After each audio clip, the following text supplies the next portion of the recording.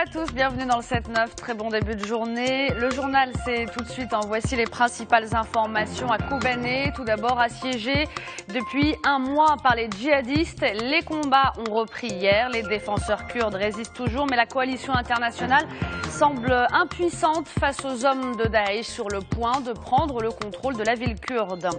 À la une également, la communauté internationale qui a promis près de 5,5 milliards de dollars pour reconstruire Gaza. Le Qatar à lui seul offre 1 milliard de dollars. Les détails, c'est dans ce journal. Et puis enfin au Maroc, à une semaine de l'ouverture du salon du cheval d'El Jadida, nous verrons que les préparatifs vont bon train. Une de nos équipes s'est rendue sur place. Le reportage, c'est à suivre dans ce journal.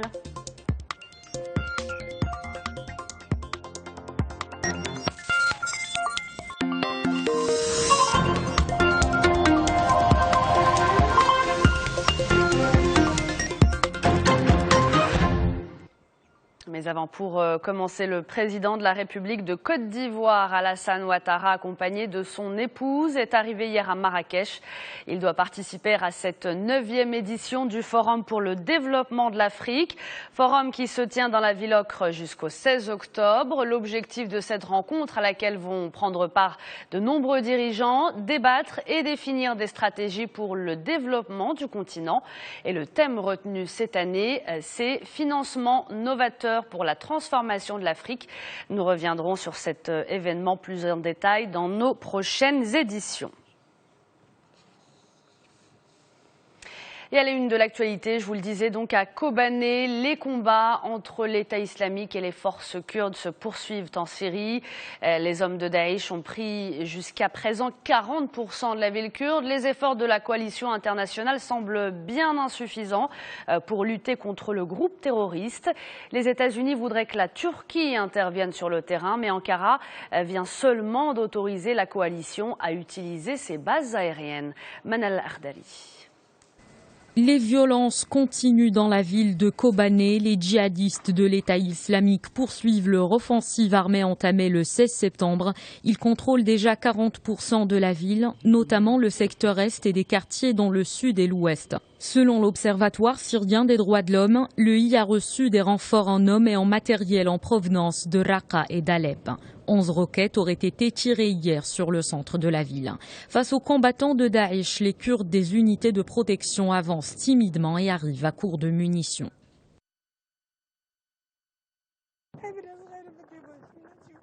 Mon fils est encore petit. Mon mari est âgé et il a besoin d'aide pour pouvoir marcher. Je ne peux pas accéder à l'autre côté de la ville. J'ai demandé aux soldats d'emmener ce que j'ai sur moi à mon mari, mais ils ont refusé.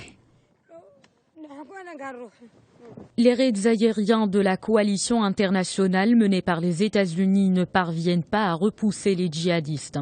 Washington presse la Turquie depuis quelques jours de s'impliquer davantage dans la lutte contre l'État islamique.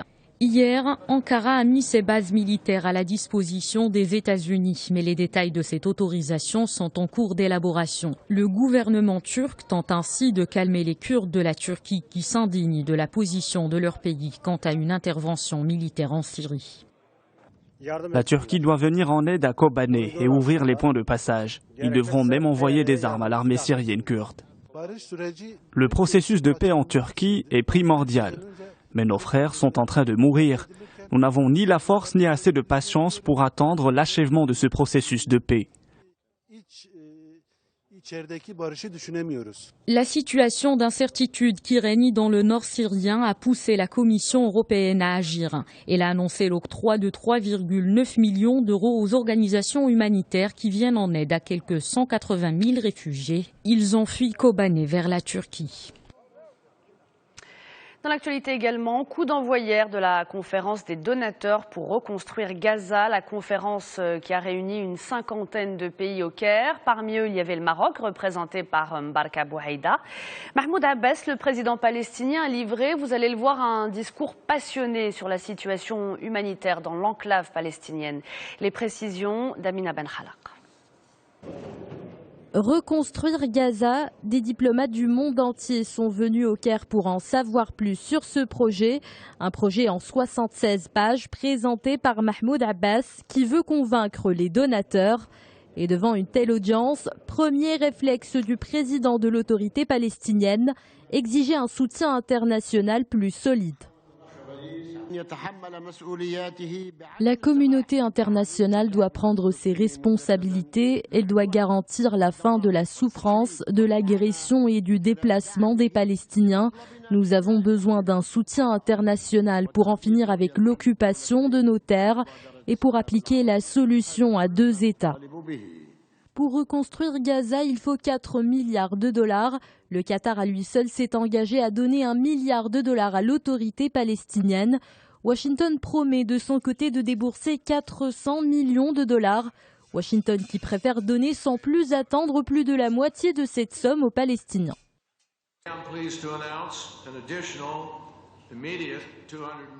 Je suis ravi d'annoncer un don de 212 millions de dollars pour aider les Palestiniens. Nous attendrons de voir le développement de la situation, mais cette aide immédiate signifie le soulagement immédiat et la reconstruction.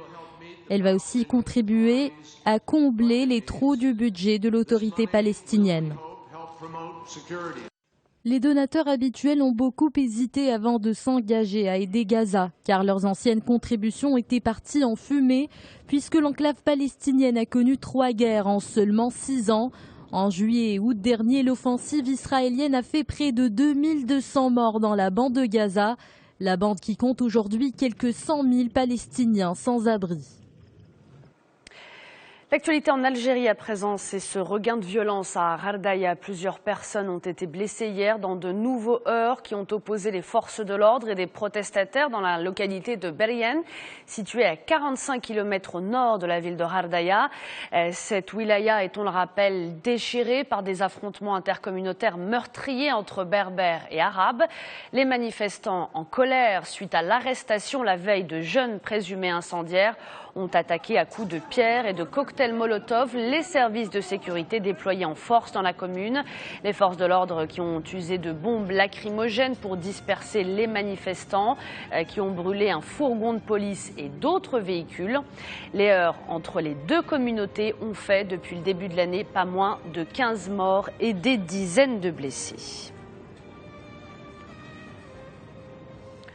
Et puis en Algérie toujours, après 3 ans d'attente et après de difficiles tractations entre Paris et Alger, le juge antiterroriste français Marc Trévidic, qui enquête sur les moines de Tibérine assassinés en 96 en Algérie, eh bien le juge est arrivé hier finalement en milieu d'après-midi à Alger pour une mission entourée d'une discrétion absolue.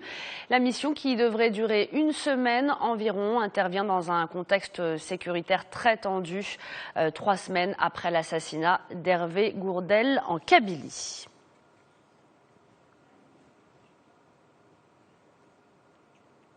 Et on poursuit avec les autorités sanitaires américaines qui ont confirmé hier le premier cas d'Ebola contracté aux États-Unis. Il s'agit d'un infirmier de l'hôpital texan où avait été soigné un malade d'Ebola à son retour du Libéria.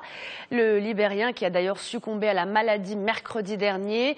L'infirmier malade a été placé à l'isolement. Les autorités sanitaires recherchent toutes les personnes qui ont été en contact avec lui. Par ailleurs, au Libéria, justement, les personnels de santé vont durcir à partir d'aujourd'hui leur mouvement de grève. Ils veulent le versement de primes de risque. Des dizaines de malades sont morts d'Ebola dans la clinique Island à Monrovia, la capitale, depuis le lancement vendredi de cette grève dans l'établissement. Les soignants sont particulièrement touchés par l'épidémie. Le Libéria est le pays le plus touché par le virus. La fièvre hémorragique a fait 4033 morts dans 7 pays. C'est le tout dernier bilan de l'OMS. Et puis, toujours à l'étranger et en bref, la Bolivie qui choisit Evo Morales une 3e fois. Le président bolivien a remporté hier un 3e mandat à une écrasante majorité. Selon des résultats encore non officiels, des résultats qui lui attribuent 61% des voix. Le dirigeant de gauche a dédié cette victoire à ceux qui, je cite, luttent contre l'impérialisme. En Amérique latine, la Bolivie est le pays à la plus forte proportion de population amérindienne et le plus pauvre également, malgré d'importantes réserves d'hydrocarbures.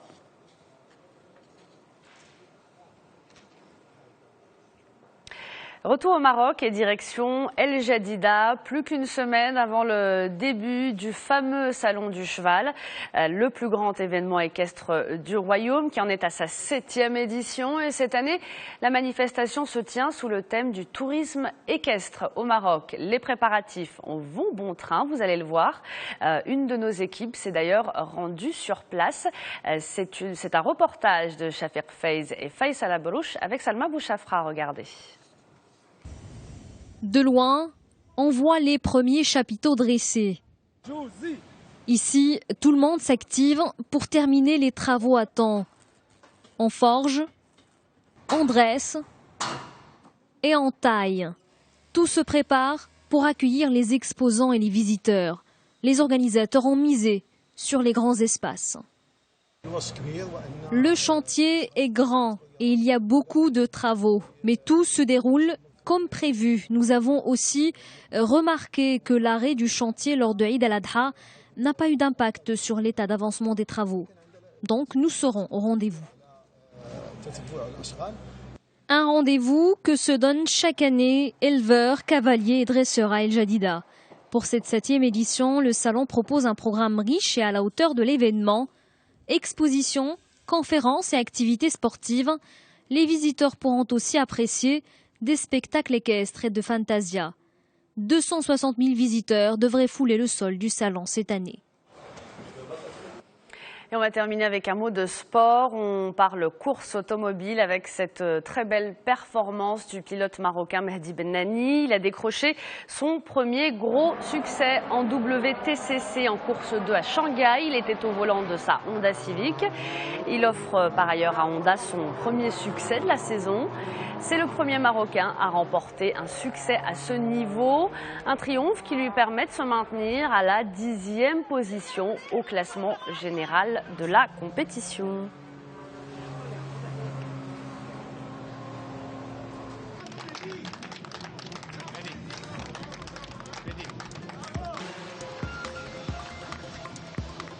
Fin de ce journal. Ce matin, c'est en Tunisie que nous allons.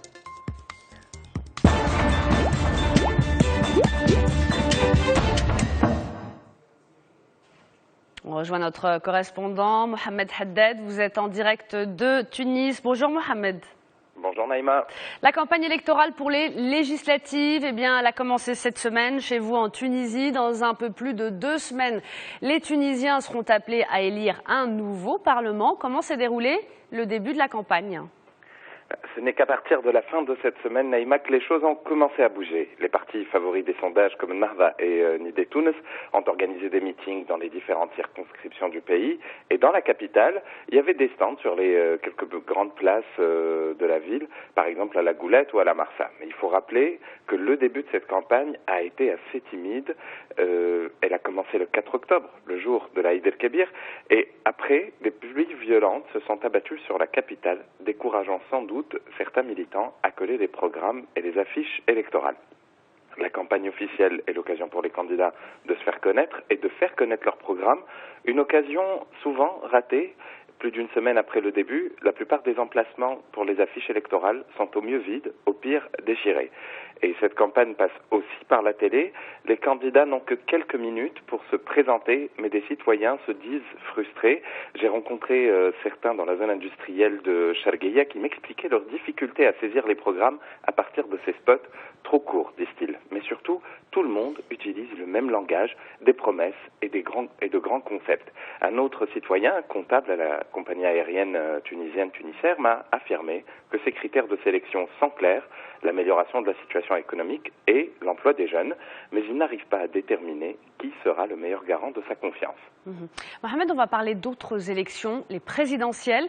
L'instance supérieure et indépendante pour les élections a accepté 27 dossiers de candidature pour ces présidentielles.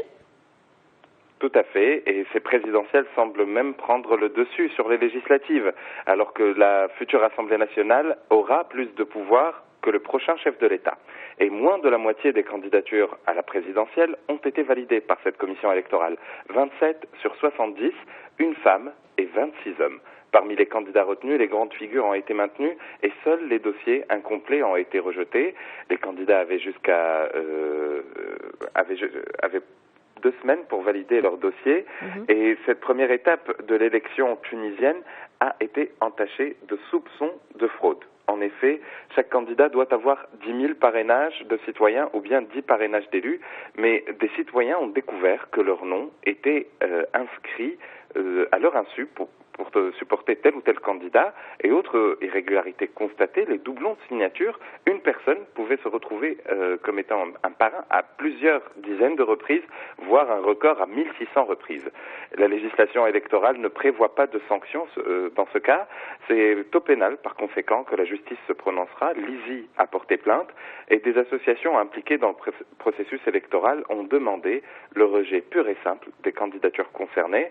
La liste des candidats à la présidentielle peut être encore modifiée et ce n'est que le tribunal administratif qui aura le dernier mot sur ceux et celles qui figureront sur le bulletin électoral le jour du vote.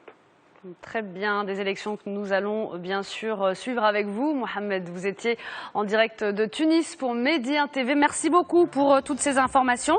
Et puis on vous dit à bientôt. C'est l'heure maintenant de la revue de presse. Elle est préparée par Taoufiq El Nasseri. Restez avec nous, on revient tout de suite après.